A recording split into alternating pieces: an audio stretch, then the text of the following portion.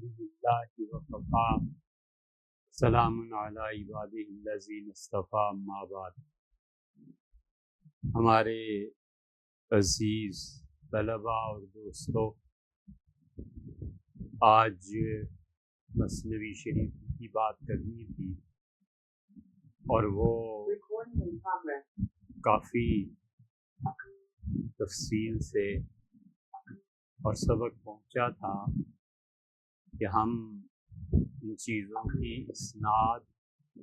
آپ کے سامنے بیان کر رہے تھے کہ اللہ تعالیٰ کے فضل و کرم سے ہم تک کتنے مشائخ اور کتنے حضرات کی سندیں پہنچی ہیں۔ اب اس سلسلے کی اس آخری مرحلے میں بہت دلکش اور بہت زیادہ روحانیت اور تعلیم سے بھرپور کچھ ہستیوں کا ذکر کرنا تھا۔ حضرت مولانا سید ابو الحسن علی ندوی رحمۃ اللہ علیہ، ان کے پیر و مرشد حضرت مولانا احمد علی صاحب لاہوری رحمۃ اللہ علیہ، ان کے پیر و مرشد سلسلہ قادریہ راشدیہ، وہ دین پور شریف اور امروٹ شریف یہ سندھ کی دو بہت بڑی گدیاں اور خانقاہیں ہیں۔ انگریزوں کے خلاف اور جو حضرت شیخ الہند مولانا محمود حسن رحمۃ اللہ علیہ کی تحریک کی آزادی کے لیے، یہ اس کے مراکز تھے۔ دین پور شریف میں حضرت تھانوی نور اللہ وجہ بھی تشریف لے گئے، حضرت مدنی رحمۃ اللہ علیہ بھی تشریف لے گئے تھے۔ 2 مرتبہ ہمارے شیخ حضرت مولانا سید ابو الحسن علی ندوی رحمۃ اللہ علیہ وہاں تشریف لے گئے تھے۔ وفات سے پہلے جو آخری مرتبہ ان کی خدمت میں حاضری ہوئی تھی، حضرت رحمۃ اللہ علیہ اپنے سلسلہ قادریہ راشدیہ اور حضرت سید احمد شہید رحمۃ اللہ علیہ کا جو ان کا خاندانی سلسلہ ہے، اس کا تذکرہ ایسے والہانہ انداز سے کرتے تھے جیسے یہ ابھی لکھنؤ اور رائے بریلی ابھی پہنچے ہیں، اور ان کی یادیں، ان کی گفتگو، دین پور شریف کا تذکرہ، لاہور شیراوالا گیٹ کا تذکرہ نوک بر زبان، اور کبھی کبھی برت عقیدت سے اپنے مشائخ کے تذکرے پر آنکھیں نم ہو جاتی تھی، اور محبت اور ان کی یاد میں مرحومین کے لیے بے شمار دعائیں بھی مانگتے تھے، اور ان کا تذکرہ تو سدا بہار۔ تو آج خیال یہی تھا کہ حضرت مولانا احمد علی صاحب لاہوری، حضرت دین پوری، امروٹ کے سادات اور حضرت مولانا عبید اللہ سندھی اور ہمارے حضرت مولانا ابو الحسن علی ندوی رحمۃ اللہ علیہ کا تذکرہ آپ کے ساتھ گفتگو کریں، اور بہت ممنون اور دعا گو ہوں، خاص طور پہ ان لوگوں کے لیے جو دنیا میں اپنے اس وقت کی نیند اور آرام چھوڑ کر سننے کو جمع ہوئے۔ ان کی تعداد اگرچہ ابھی بھی 30 نہیں ہے، لیکن چونکہ آج گفتگو کو ملتوی کرنا ہے قصہ یہ پیش آیا کہ ہمارے بہت مخلص دوست مولانا عبداللہ فردوس صاحب جو کئی ایک کتابوں کے مصنف بھی ہیں اور ماشاءاللہ ان کے مضامین کچھ عرصے سے دارالعلوم دیوبند کے شمارے میں چھپ بھی رہے ہیں، اور اللہ تعالیٰ نے انہیں بہت اچھی علمی استعداد سے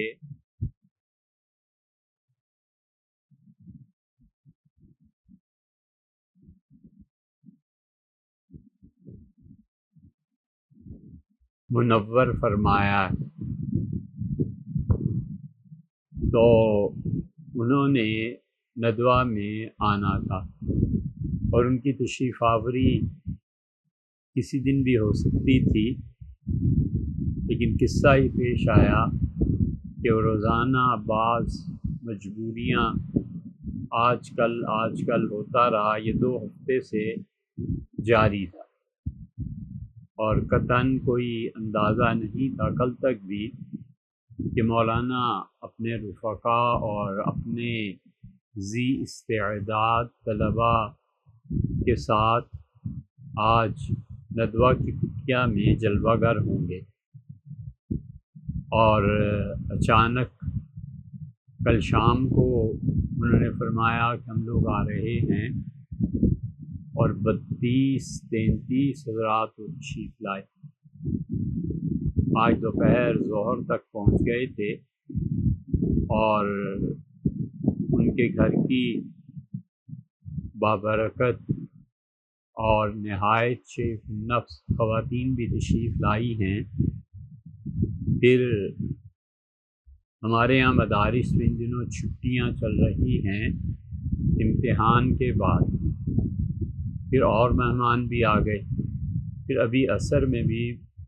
کئی ایک مہمان تشریف لائے۔ لائبریری کے جتنے ہال ہیں اگر آپ اس وقت انہیں دیکھیں تو پر نظر آتے ہیں، اور یہ سب بچے کتابوں کے شوق اور جستجو میں آئے ہیں اور اپنے مطالعے میں مصروف ہیں، اور ان کے چہروں پہ رونق اور ان کی طبیعت کا نشاط اگر آپ کی نظر اس پہ جائے تو جیسے بچوں کو کھلونے مل جاتے ہیں، اور بعض بچوں نے بغیر کسی تعارف کے اور بغیر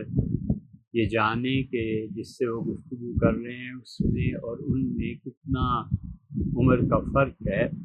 کتابیں لا لا کے دکھاتے ہیں اور کہتے ہیں دیکھیے یہ ندوہ میں نئی کتاب آئی ہے، یہ دیکھیں یہ کتاب آپ نے کہاں سے لی ہے، ان کتابوں کو تو دیکھا ہی سنا ہی نہیں، تو ایسے خوش ہیں جیسے ایک بچہ جو مدتوں سے کسی کھلونے کے انتظار میں ہو اور پھر اسے کھلونا مہیا کر دیا جائے۔ اس لیے آج مہمان اتنے زیادہ ہیں کہ ان دنوں میں ان کی تشریف آوری کے بعد 450 لوگوں کا کھانا پک رہا ہے، اور ہم انتظامی امور میں بہت زیادہ مصروف دن کو بھی رہے، حتیٰ کہ بعض لوگ آئے بھی تو ملاقات تک نہیں کرنے کی گنجائش تھی کہ مہمانوں کا بہت ہجوم ہے، اور ندوہ میں لوگوں کا رجوع علماء کا الحمدللہ اہل علم کا بڑھتا جا رہا ہے، اور اسی طرح ڈاکٹرز ہیں اور CSS آفیسرز ہیں، CA کرنے والے بچے ہیں، اور پاکستان میں بچوں کے لیے ایک بڑا امتحان ہوتا ہے MD گیٹ، اس کے اسٹوڈنٹس ہیں، اور ان کی تعداد بھی یہاں 90 کے لگ بھگ ہو گئی، جن کو کئی مہینے اور سالوں یہاں قیام کرنا ہے تاکہ وہ اپنے کورس اور اپنی تعلیم کو پورا کریں اور ملک کے اعلیٰ درجے کے علوم اور فنون کو پڑھ کے اور CSS کے ذریعے اللہ نے جو جس کا نصیب لکھا ہے وہاں تک پہنچے، تو اس لیے بہت زیادہ مصروفیت جو بات دو فکروں میں بیان کی جا سکتی تھی اس کی تشریح اس لیے کی ہے کہ ہمیں آپ کا احساس ہے، آپ کی قدر ہے۔ ہرگز مت جانیے کہ ہم نے کسی چیز پر آپ کو ترجیح دی ہے، لیکن ندوہ میں ابھی حال ہونے لگا ہے، اسی لیے ہم نے کئی مرتبہ یہ اپیل بھی کی کہ ہمیں ندوہ میں ایسے 5-7 بچے چاہیے جو کم تنخواہ پہ گزارا کر سکیں، اپنی زندگیاں ندوہ کے لیے وقف کر سکیں، اور یہ بوجھ جو ہم پہ ہے آہستہ آہستہ نہایت مبارک اور خوشگوار بوجھ ان کے کندھوں پہ چلا جائے کہ دنیا میں طریقہ بھی یہی رہا ہے اور ادارے اسی طرح سے چلا کرتے ہیں، مگر متعدد مرتبہ مختلف لوگوں سے کہنے سننے کے باوجود اب تک کوئی اس کا پازیٹیو رسپانس نہیں ملا، بلکہ لوگوں نے جواب بھی نہیں دیا۔ تو پھر ہوتا یہ ہے کہ کسی کے اخلاص کو اگرچہ جانچا تو نہیں جا سکتا، لیکن بہت مرتبہ ایسے ہوتا ہے کہ ساری دوستیاں ان کی بنیاد وہاں کی جاب اور پیسہ ہوتا ہے، اور یہ ضروری نہیں ہے کہ جو دوستی جاب اور پیسے کے لیے تھی وہ کسی وقت محبت میں تبدیل ہو جائے۔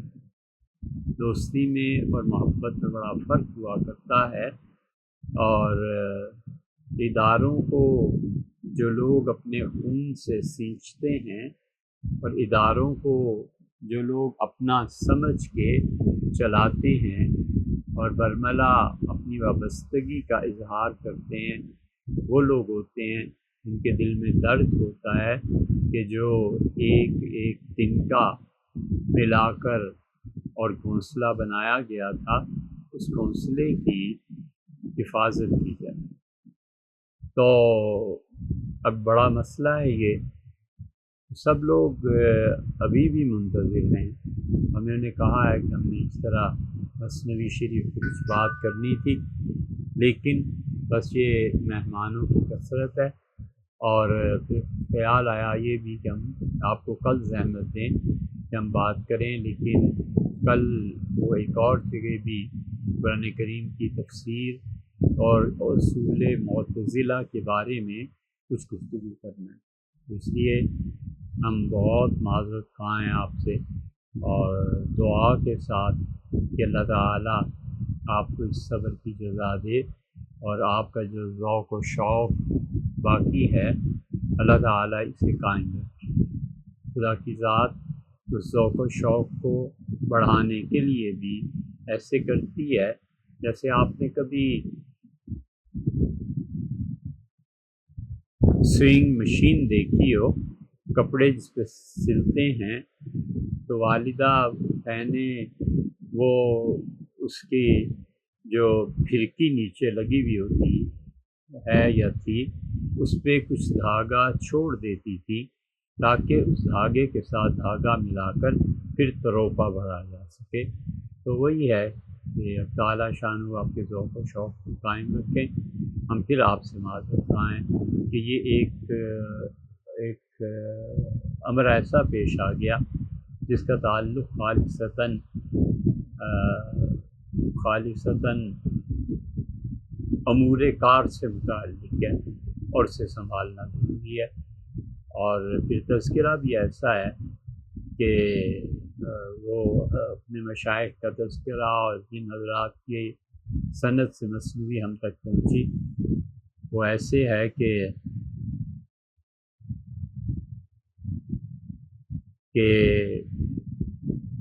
دل کے تار میں ضراب رکھنے کی دیر ہے۔ تو موضوع ایسا نہیں ہے کہ اسے ہم ذہنی سکون اور پوری وابستگی کے ساتھ بیان کر سکیں۔ تو انشاءاللہ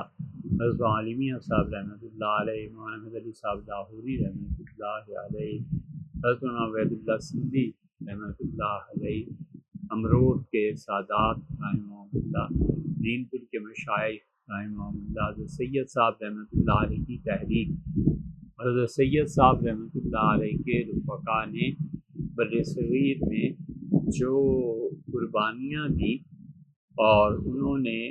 غلامی کو ختم کرنے کے لیے جو جد و جہد کی، وہ تذکرے ایسے پرنور اور دلکش و دل آویز ہیں کہ ان کا تذکرہ ذرا اطمینان سے کرنا چاہیے۔ انشاءاللہ آپ سنیں گے تو آپ کو اندازہ ہوگا کہ ہمارے یہ سارے مشائخ ہمیشہ آزادی کی جد و جہد میں جٹے رہے اور اس کے لیے کام کرتے رہے۔ غلامیاں تین قسم کی ہوتی ہیں۔ قومیں جب غلام ہوتی ہیں تو بہت بڑی غلامی پوری قوم کی وہ معاشی غلامی ہوتی ہے کہ ان کے پاس کوئی چارہ کار نہیں ہوتا۔ ان کا بڑا طبقہ اور خاص طور پہ وہ طبقہ جس کے پاس اختیارات ہوں وہ ٹیکس میں اضافہ کر دیتے ہیں اور وہ بیرون ملک جو قرضے لیے جاتے ہیں اس پہ انحصار کرتے ہیں۔ ہمارے حضرت شاہ ولی اللہ محدث دہلوی رحمۃ اللہ علیہ نے اس بات کو حجت اللہ بالغہ میں بھی بیان کیا ہے اور امام سرخسی رحمۃ اللہ علیہ نے مبسوط میں بھی۔ تو یہ غلامی معاشی غلامی ہوتی ہے۔ پھر جب یہ معاشی غلامی ہو جاتی ہے تو دوسری قسم کی غلامی بھی اقوام میں پائی جاتی ہے، اور دوسری قسم کی غلامی یہ ہے کہ وہ تعلیم کو غلامی میں لے جائے، اور تعلیم غلاموں کو وہ دی جاتی ہے جو آزاد اقوام پڑھ پڑھا کے ان کتابوں کو پکوڑے کی دکان اور ردی کی ٹوکری میں پھینکنے کے قابل ہو جاتے ہیں، تو وہ پھر غلام اقوام ان چیزوں کو پڑھتے ہیں۔ اور تیسری بدترین غلامی سیاسی غلام بن جانا ہے کہ جب تک سیاسی غلام بنے رہیں گے تو اقتدار کی ڈور باغ کسی اور کے ہاتھ میں ہوگی۔ ان میں سب سے بدتر چیز وہ اقتصادی غلامی ہے کہ ملک نہ چل سکے اور قرض مانگا جائے، اور سب کا علاج اس معاشی غلامی کا اور اس کے ساتھ ساتھ سیاسی غلامی، جہاں سیاستدان 4 صفحے ڈھنگ کے نہ پڑھ سکتے ہیں اور ان کی زبان سنے جانے کے قابل نہ ہو۔ ضیاء محی الدین بڑے آدمی تھے، آپ سے اگر ممکن ہو تو ضیاء محی الدین کے ڈراماز دیکھیے، اگر آپ عمر کے اس حصے میں پہنچ گئے ہوں جہاں ذہنی طور پہ بلوغت ہو جاتی ہے اور آدمی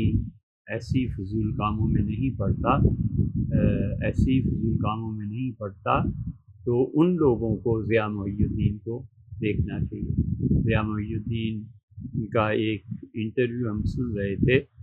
تو انہوں نے کہا مدت ہوئی میں نے پی ٹی وی کو نہیں دیکھا، اخبار نہیں پڑھا۔ تو پوچھا گیا کیوں؟ تو فرمانے لگے کہ پی ٹی وی پہ جو لوگ آتے ہیں اور اخبار میں جو لوگ لکھتے ہیں انہیں تو زبان ڈھنگ سے بولنی اور لکھنی بھی نہیں آتی، تو ان چیزوں کو پڑھ سن کے کہ اردو بھی ٹھیک نہ بول سکے طبیعت مقدر ہوتی ہے۔ اور ان تینوں غلامیوں، سیاسی غلامی میں ایسے بدتر لوگ آ جاتے ہیں جو 2 جملے بھی بولنا تو درکنار، ان کو دے دیا جائے پیپر رات کو تو صبح تک حل نہیں کر سکتے یہ الفاظ کیا ہیں۔ ان ساری غلامیوں میں بدتر غلامی معاشی ہوتی ہے، اور پھر سب چیزوں کی جڑ اکھیڑ دینے والی اور آزادی کی طرف رہنمائی کرنے والی وہ آزادی کے جدوجہد تعلیم کے احیاء سے ہوتی ہے۔ ہمارا تجزیہ یہ ہے کہ جو بچے قوم پڑھ لکھ جاتی ہے پھر وہ آہستہ آہستہ اس اقتدار اور قیادت سے نجات پاتی ہے جو جاہل ہوتے ہیں یا جو خود غرض ہوتے ہیں۔ آپ کو اگر سبق سیکھنا ہو تو آپ انقلاب فرانس کو پڑھیے، فرانس کا انقلاب، فرینچ ریولیوشن میں کیوں پیچھے والوں نے آگے والوں کو مار دیا تھا، وہاں آپ کو یہ تھیوری جو ہم عرض کر رہے ہیں جھلکتی ہوئی نظر آئے گی۔ اور اس ایک انقلاب فرانس نے انگلینڈ، امریکہ، پوری دنیا پہ ہی انڈیا پہ اثر کیا، اور جن کو وہ آزادی کی تڑپ ہوتی ہے وہ لوگ تعلیم پہ محنت کرتے ہیں، اس کے ذریعے سے ان پڑھ کے عادت آگے نہیں آ سکتی، اور تعلیم اتنا شعور دیتی ہے کہ ہم نے اپنے پاؤں پہ کھڑا ہونا ہے، ہم روٹی سوکھی کھا لیں گے مگر بھیک نہیں مانگیں گے، قرض نہیں لیں گے۔ ایک وہ ہیں اور ایک وہ ہیں جن کے لیے اللہ کا خوف نہیں ہے، جو مرضی زبان پہ آئے بک دیں گے، اور وہ روٹی سوکھی کھائیں گے، ایٹم بم بنائیں گے۔ وہ سارے نعرے اور سب چیزیں یہ مذہبی جذباتی لوگوں کی قیادتوں نے تباہ کیا، اور بچہ بچہ atom bomb, atom bomb, atom bomb, اور اب جان سکتے ہیں کہ کب یہ ہوا اور اب کیا ہو رہا ہے۔ تو اس لیے تعلیم کا آزاد ہونا اور تعلیم کی غلامی نہ ہو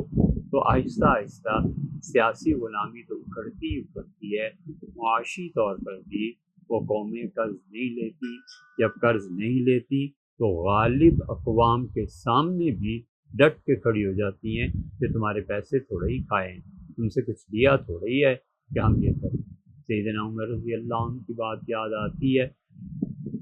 کہ وہ گلی سے گزر رہے تھے، بچے کھیل رہے تھے، تو امیر المومنین رضی اللہ عنہ رک گئے، بچوں نے ان کا روب اور دبدبا بھاگ گئے،